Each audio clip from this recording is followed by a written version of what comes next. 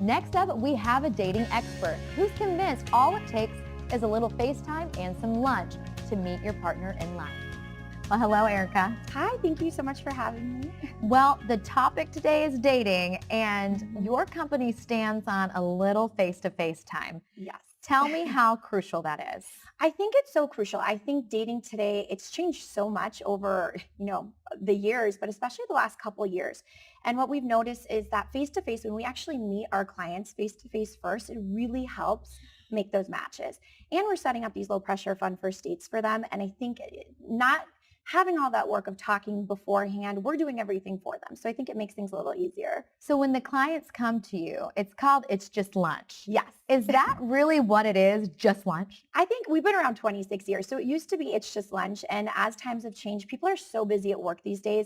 I've seen a shift more towards drinks after work or even brunches on the weekend when people are a little less busy at work. But it's really anytime. So you can meet anytime and you prep them ahead of time. Is that right? Yeah. So basically, we'll do an initial interview with our clients first to make sure we can work with them. And then after that, we're introducing them to other It's Just Lunch clients. So the best part of this is we know our clients. So you know who you're meeting. We personally hand selected that match. So they do get to hear some details, but they don't get to see pictures. It's we're hand selecting everything. So it's really off of our tuition and how we're making these matches kind of more internally. It's fun though. Do you ever get offended when it doesn't work out? I don't. We schedule so many dates and the process is we're getting feedback after each date. So even if the date just goes okay, maybe there wasn't any chemistry there, that's fine because we're learning more and more about our clients to make that next match even better. How do you work through, let's just say the girl is totally in love with the guy, but the guy's like, she wasn't my type. How do you work through that? And that sometimes can be the case, but once again, we go back to that feedback. So if the qualities she did like about him, if that chemistry isn't there on both sides, we can focus on that for the next match. How do you find chemistry? Because that sounds like the scientific question I think all of our viewers want to know. Oh, goodness. Well, if I could put chemistry into a little bottle and sell it, I'd be a billionaire. But it really is more than that. And what I love about what we do is it's more than just coming in and saying, I want A, B, and C.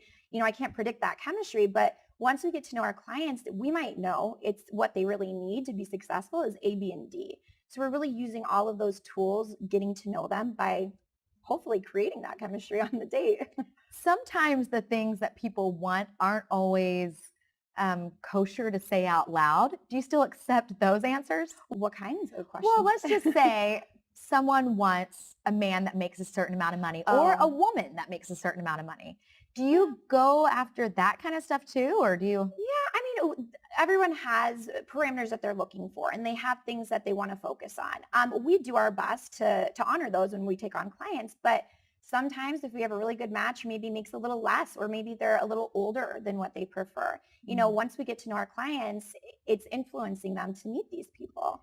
And since you said you don't show them a picture of the person before, how do they know who they're meeting? Is it like the person in the purple shirt? How do you? Yeah. No, so we actually we take all the work out of dating. So all they really have to do is give us their schedule and we make the reservation. We set up the date. They'll go to the restaurant and the restaurant will actually seat them together. And who pays for the tab?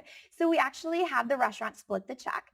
So everyone pays their own way. So if there's any awkwardness at the end, we've been around a long time and I do hear that. But if I always coach the men to say if they do have a good time on the date, if they do want to see them again, it probably might be best to pick up the tab. But interesting. I won't weigh in on that one, but I know how I feel about it. Yeah. Well, thank you so much for coming on. Thank you so much for having me.